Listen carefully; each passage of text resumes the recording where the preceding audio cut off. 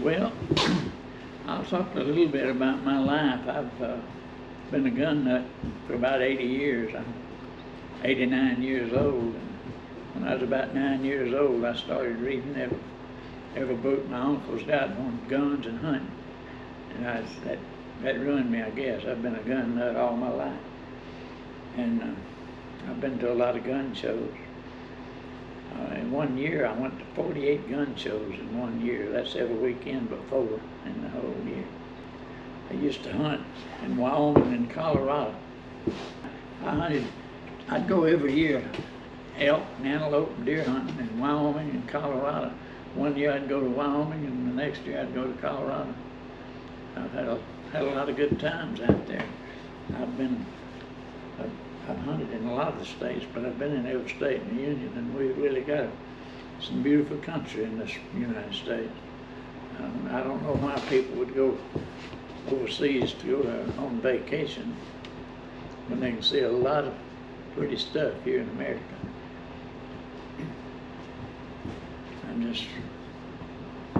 A lot of these guns I came by at gun shows, and then out west when I was hunting, I'd go to all gun stores I could find. And I bought some pretty important guns. I've got a shotgun right here. It's a Remington lift and lever, made in the 1860s. And this gun, when the 101 Wild West show went bankrupt, a doctor and lawyer from Atlanta bought their gun collection. This gun was in there and had a tag on it and said it's a sawed-off 10-gauge Remington double barrel. And it had a tag on it with Bob Ollinger's mother's name on it, and said this is the gun that Billy the Kid used to kill Bob Ollinger. Of course, there's other guns claimed to be that gun too, so I no way to authenticate it, but it did have the 101 Wild West show thought it was it anyway. They had a tag on it. These are Pancho Villa guns. We've already showed them on, but I just wanted to tell a little story about how I got them. I was at a gun show, and this guy I wanted to look at this gun because I collect lever actions. And this guy had this gun along with all these other Pancho Villa, that, and them two up there laying on his table. And I said, can I look? He had a tag, do not touch. And I said, can I look at that gun? He said, yeah. And I said, what do you want for it? And he said, I won't sell it, I'll sell the whole collection. And I got up to trade with him and traded him out of Pancho Villa's guns. These guns were put in storage in Columbus, New Mexico, when Pancho raided. Pancho come in Columbus. He was mad at Americans for backing his opponent. He come up there on a raid, and they captured these guns and put them in storage. And I've got the paperwork where they was in storage and where the government gave them permission to sell them.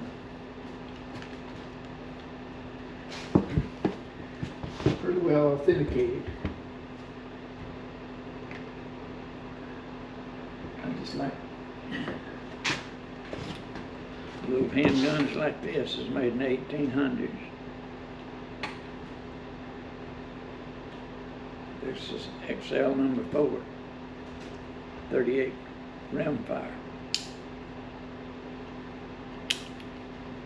Pretty popular gun back in the 1800s.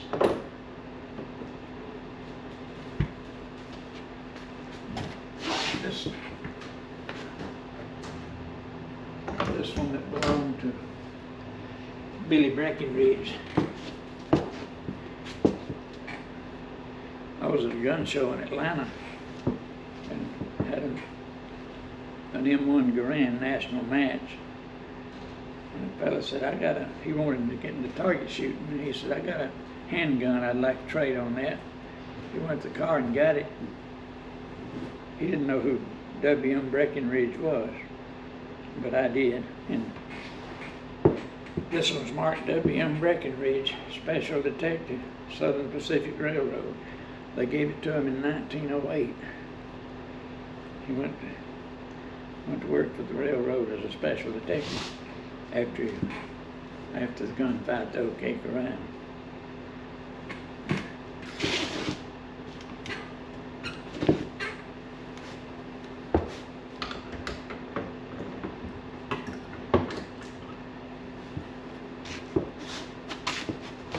I still enjoy gun shows. I'm getting to where I can't walk as good as I used to, so I set most of them out after I get in, but it's really interesting. I've got a gun that belonged to Hank Williams Sr. is probably the favorite gun that I have, and it's a lot of people wanted to buy it. But I liked Hank. I seen him once at the Grand Ole Opry when I was in about the 9th grade. We had a class trip, and if you ever seen Hank Williams in person, you never seen anything better or heard anything better. I don't think. So I really going to keep that as long as I'm around. And then when I get, and all of these Winchester 94 carbines, saddle ring carbines, there's 2, 4, 6, 8, 10. There's 11 right there. I guess that's my favorite model. And then I got that one-of-a-kind Marlin up there, and I like it too.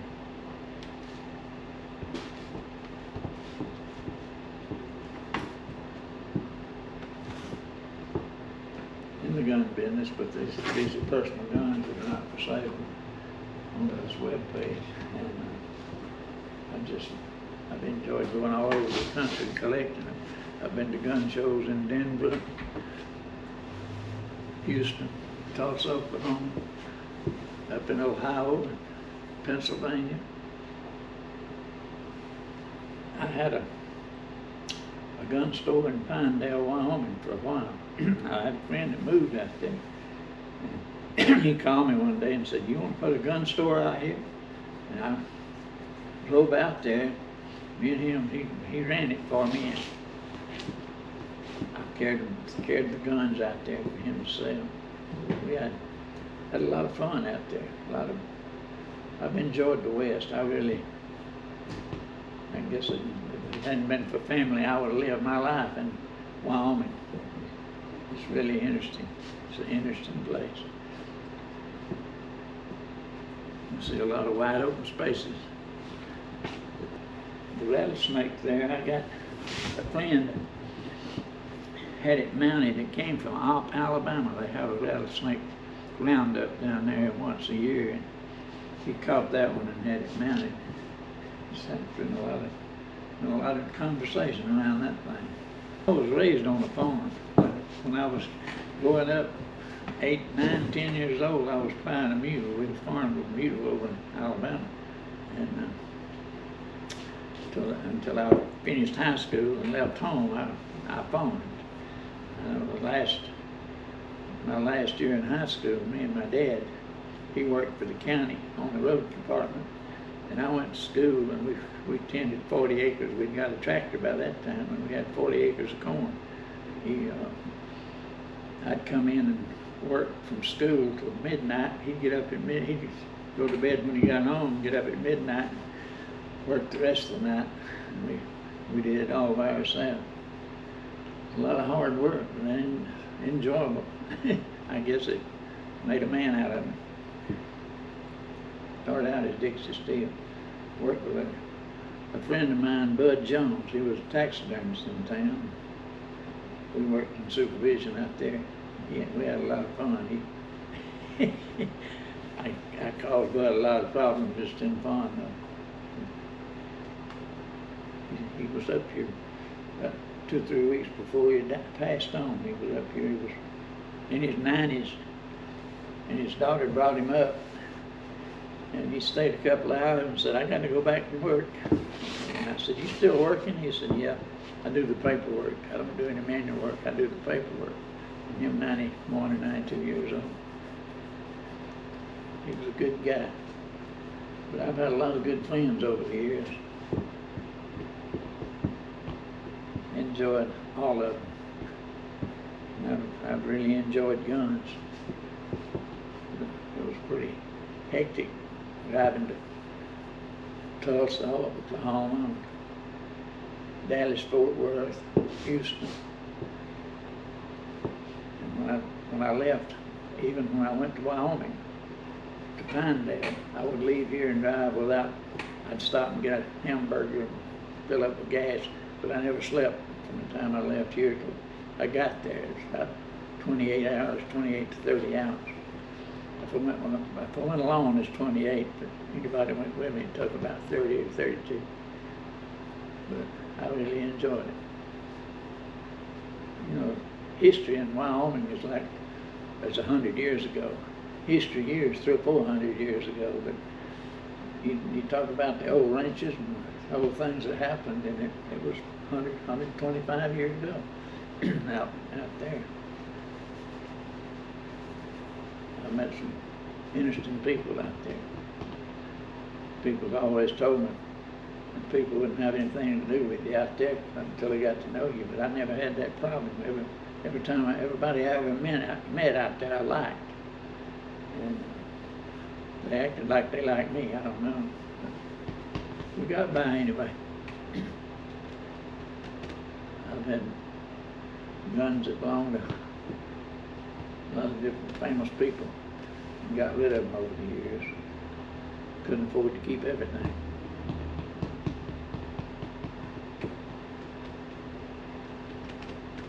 Yeah, I tried truck driving over the road for a while. 2 or 3 years I drove all steel buildings all over the country. I enjoyed truck driving. Back then, it'd be a headache now with all the traffic. But I had fun driving the truck. Got to see a lot of the United States. That's where I seen a lot of it. Seen the rest of it going to gun shows and hunting. I carried a load of steel to Tampa, Florida one morning. I left here at 2 o'clock in the evening. It was 4 degrees. That was the coldest time of the year. The heater worked, but it had too much air getting around the old Cowboy GMC. I left here and went. I seen snow in Williston, Florida. That's the coldest I've ever been for the longest time. I like to froze. I went on down and it was 18 degrees in Tampa, Florida that morning when I got there to unload. And you think cold weather's cold here. It's cold around the ocean and Gulf. And when I got back, I changed trucks and went to Seaford, Delaware, and there's about 10 inches of snow up there, and I didn't get near as cold as I did in Florida. She said all over the world driving a truck. My dad worked at a shipyard in Louisiana, New Orleans. People would go down there and spend the winter, but he said you'd freeze on out on that shipyard. I've been interested in a lot of World War II stuff. I've owned a lot of World War II guns over the years.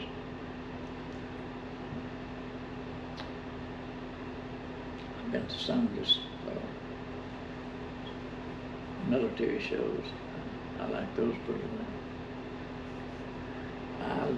Tulsa's a bigger show. There's up to 5,000 tables there at times.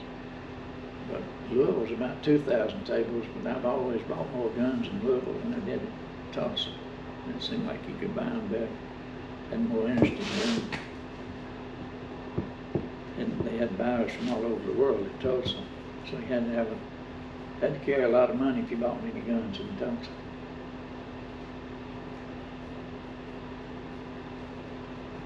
And we had a show in Allentown, Pennsylvania. It was a real good show.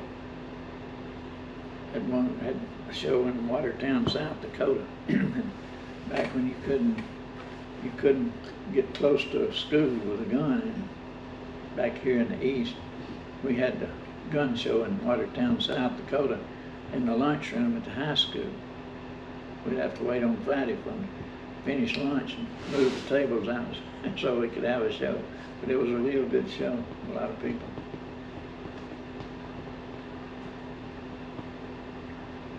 when they first started importing SKSs to America, I had a gun store then, retail store, and I was selling them for $69.95. I don't know what I was paying for them, I don't remember, but I sold them for retailing for $69. And now some of the ones that I sold for $69 will bring $600 and $700 now. And back then you didn't have to. The regulations wasn't as tight, I'd say. I remember when you didn't have to fill out a form to buy a gun. If you knew that, and when they first started filling out the forms, if you knew the guy you were selling it to, you didn't have to fill it out. Things have really changed. I remember when you could buy a full automatic for $300 to $500, and now they'll cost you $30,000 to $40,000 full automatic gun. And I never have understood why silencers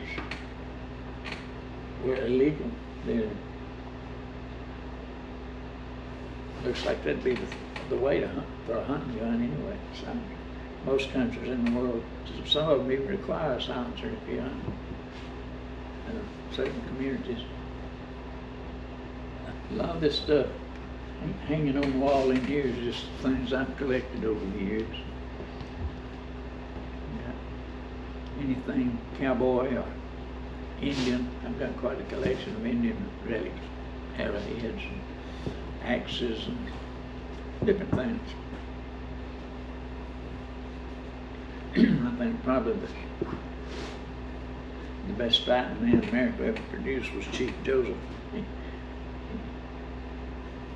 Him and Stonewall Jackson anyway. They were real. Chief Joseph carried his whole tribe, old men, women, children, all the way across the West. And every time they'd have a skirmish with the Army would lose several people, and he'd lose one or two out of the whole bunch. He was pretty sharp. Have to admire a fellow like him. He was a good, as far as I can tell, he was a good man too. I never did. I collected a few bows over the years, but I never did get to shooting a bow. I bought one to go so I could hunt early season. Got out and practiced a little while and decided it wasn't any use for me to go. I couldn't hit with it.